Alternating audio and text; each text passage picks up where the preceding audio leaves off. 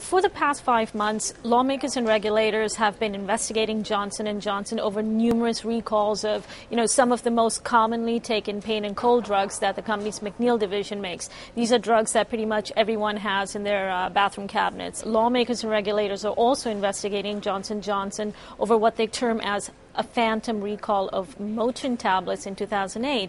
Back in May, lawmakers held a hearing into, these recall issues as well as a phantom Motrin recall. Today, lawmakers held a second hearing into both of these issues. The most surprising admission in today's hearing came from Johnson & Johnson CEO William Weldon. It was the first time that he actually testified before lawmakers. It is clear to me that in retrospect, McNeil should have handled things differently. I accept full accountability for the problems at McNeil, and I will take full accountability for fixing these problems. We have kept McNeil's Fort Washington facility shut down, and we are completely revamping the facility to bring both equipment and procedures up to the high standards that we set for ourselves around the world. Across McNeil, Johnson & Johnson is investing more than $100 million on facilities, equipment, and other improvements.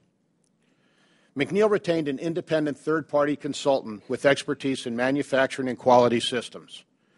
McNeil also appointed a new vice president of quality assurance, a new vice president of operations, a new plant manager at Fort Washington, and a new head of quality for the Fort Washington plant.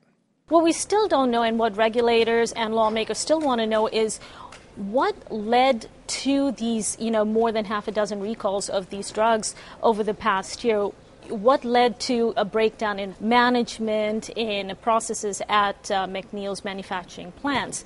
One surprising bit of information that came out during the hearing was Peter Luther, the president of McNeil, still remains in his current position as president of that division.